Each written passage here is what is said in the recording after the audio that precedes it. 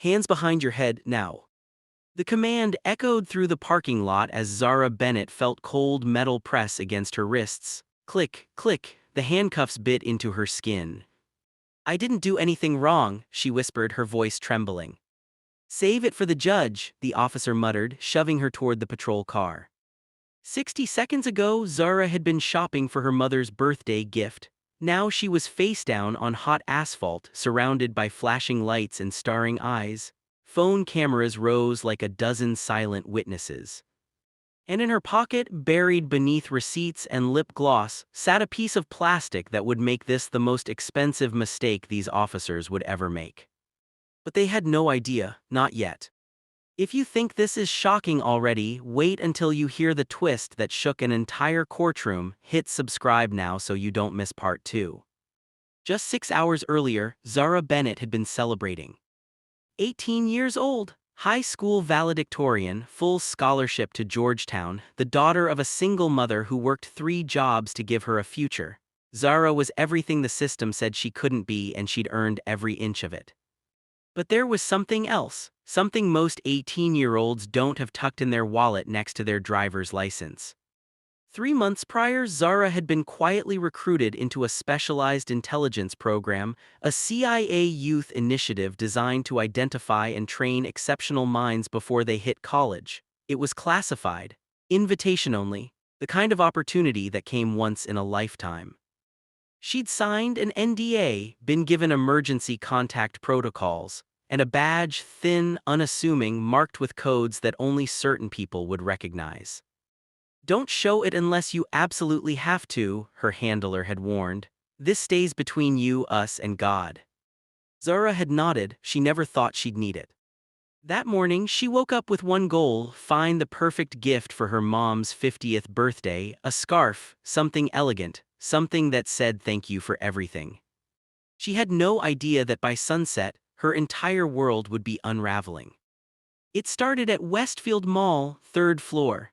Zara had just paid for a silk scarf, lavender, her mother's favorite color, and was heading toward the exit when she heard it. "Excuse me, miss, can you stop for a second?" She turned. A mall security guard stood 10 feet away, arms crossed, eyes narrowed. "Me?" Zara asked, confused. "Yeah, you. We got a report of someone matching your description shoplifting from the accessories store." Her stomach dropped. "I didn't steal anything, I have my receipt right here. Just need you to come with me for a second." Routine check. Routine, that word would haunt her. Amara followed him to a back office, heart pounding. She showed him the receipt, showed him the bag, showed him her student ID, her debit card, everything. But the guard wasn't interested. "I'm calling the police," he said flatly. "You can explain it to them." "Wait, no, this is a mistake."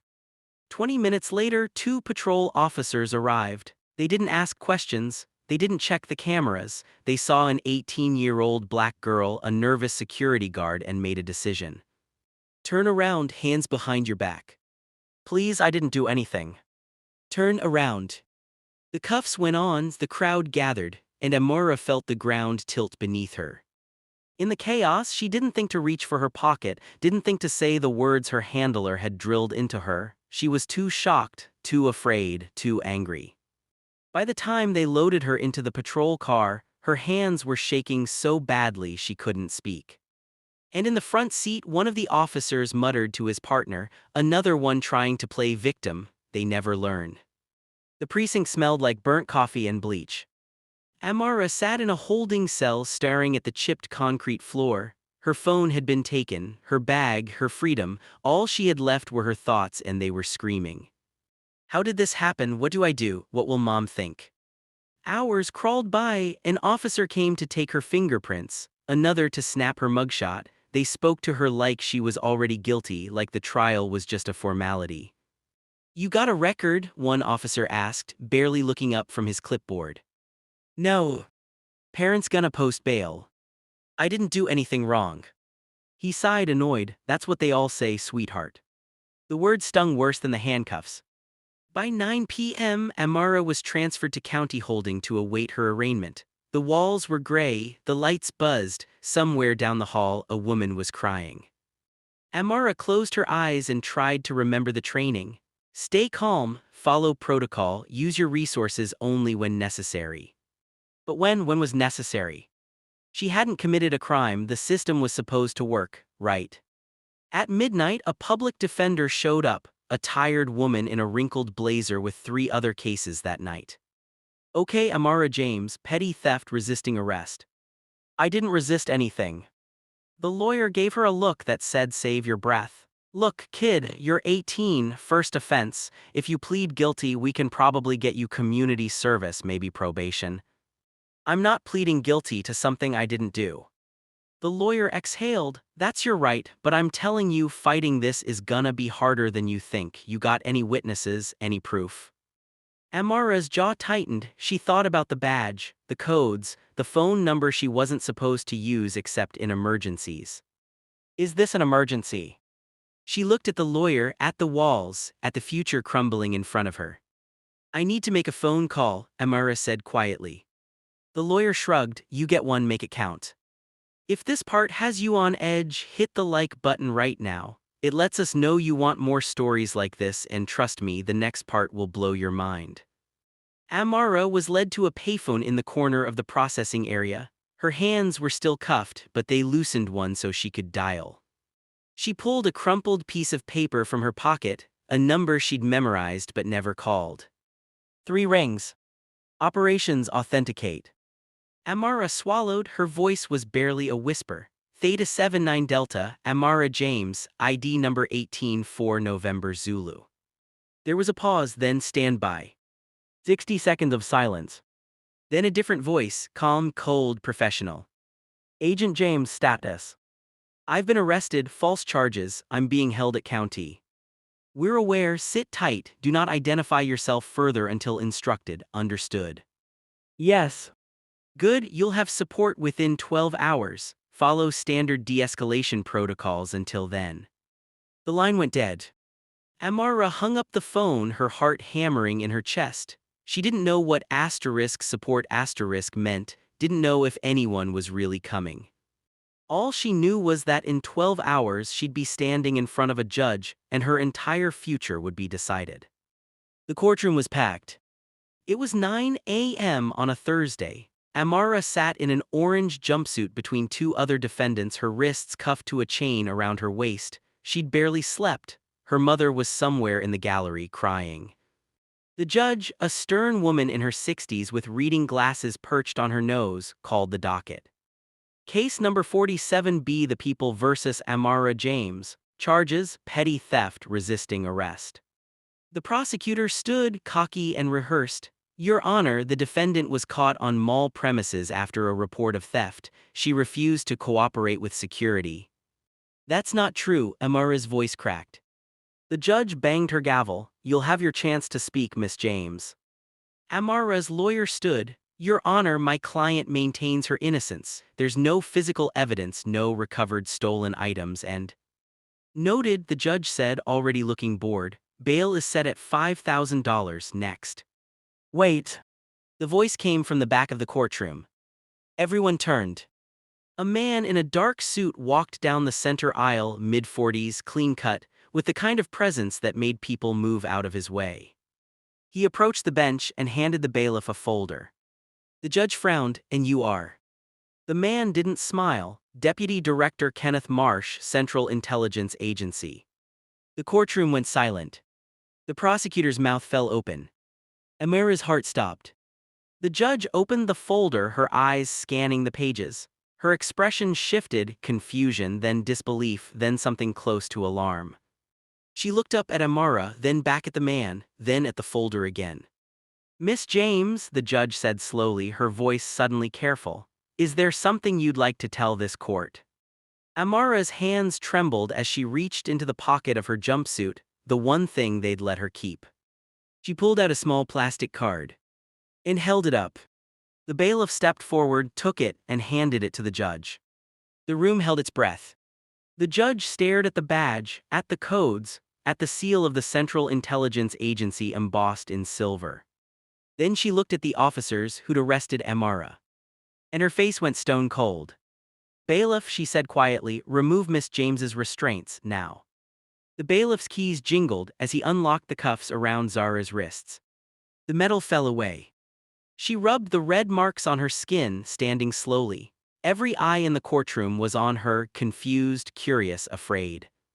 The prosecutor looked like he'd been punched in the stomach. "Your Honor, this is highly irregular." "Sit down, counselor," the judge's voice was ice. He sat. Deputy Director Marsh stepped forward, his hands clasped behind his back. He didn't look at Zara. He looked at the officers who'd arrested her, both of them sitting in the gallery, suddenly pale.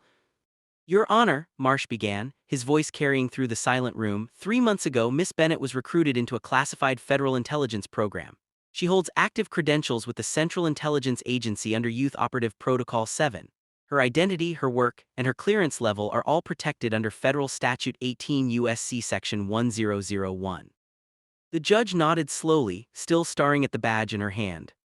"What that means," Marsh continued, turning now to face the courtroom, "is that Miss Bennett is a federal operative. And the 2 officers who arrested her," he pointed, "just violated about a dozen federal laws." Officer Daniels, the one who'd cuffed Zara in the parking lot, stood up, his face red. "How were we supposed to know?" She didn't say anything. "She shouldn't have had to," Marsh's words cut like a blade. "You didn't check her ID, didn't review security footage, didn't verify the accusation. You saw a young black woman and decided she was guilty. That's not police work, that's profiling." The courtroom erupted.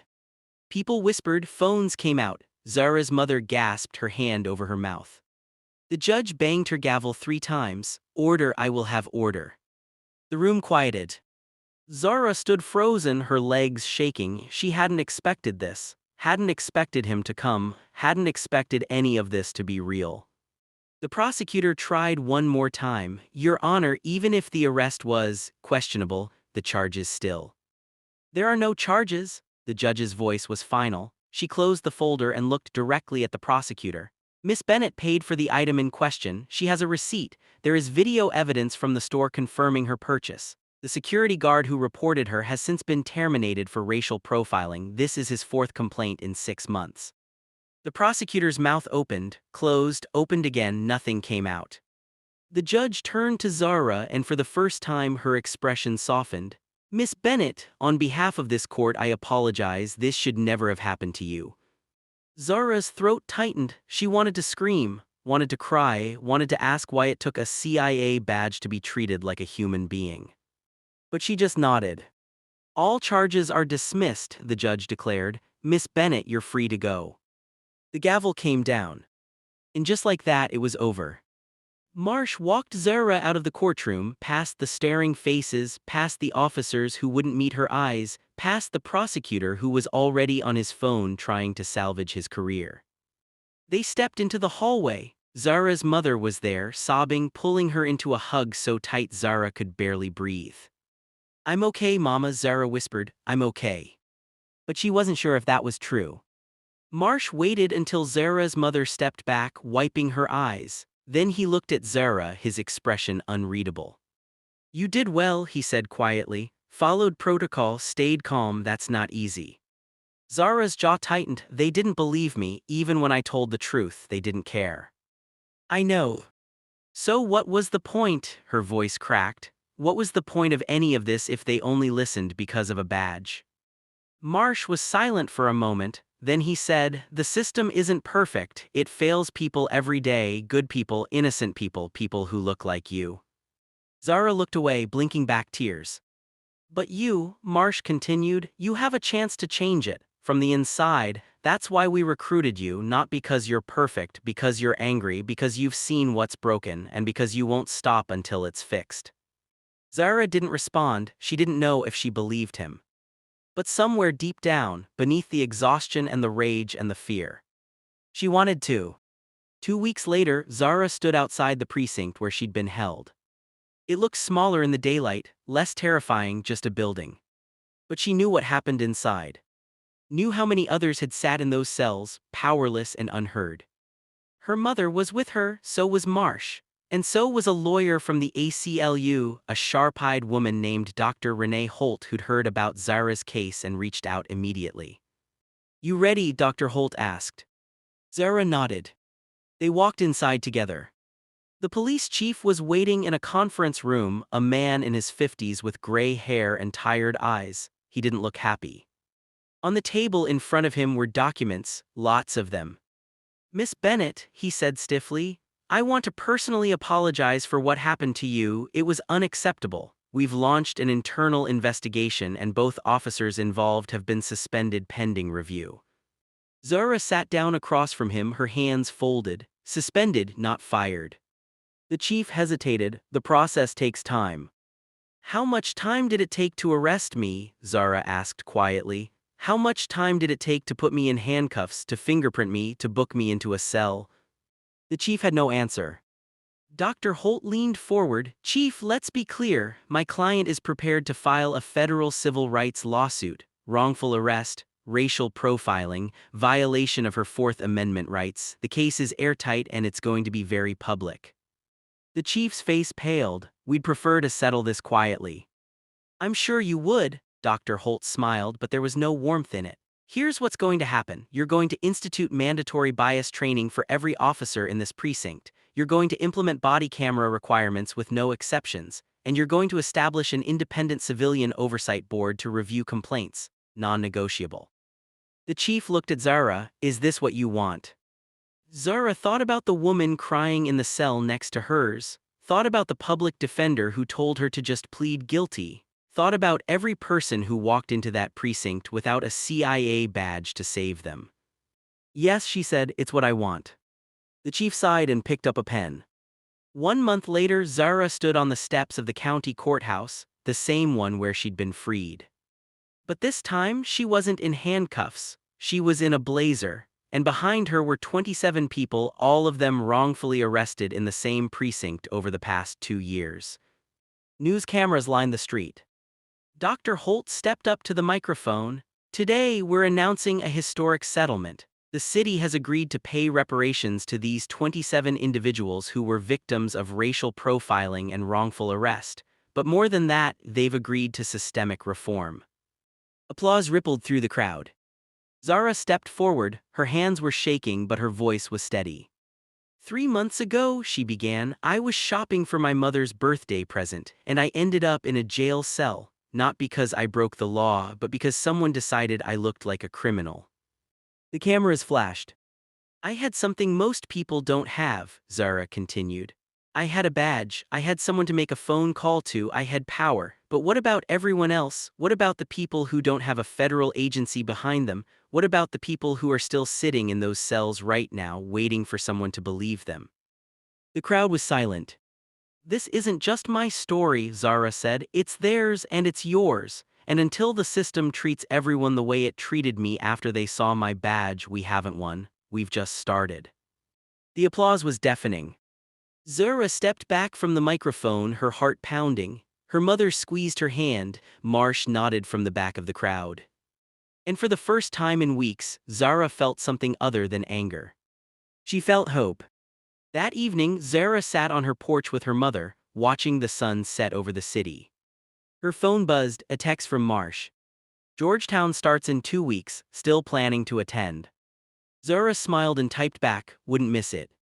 Her mother looked over. "You sure about all this? The agency, the lawsuit, school? That's a lot for one person."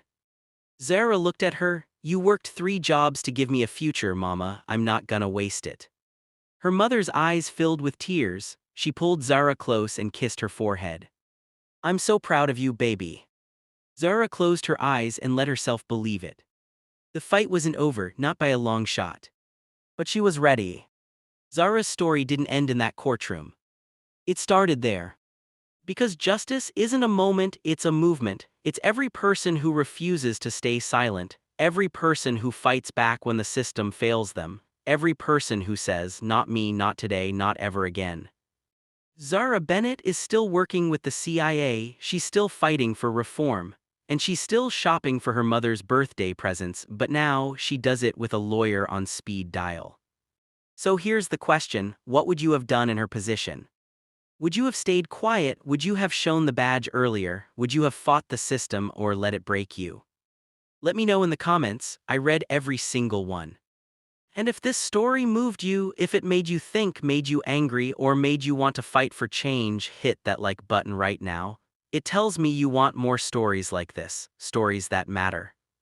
Subscribe and turn on notifications because next week I'm bringing you another story that'll shake you to your core, one you won't believe is real.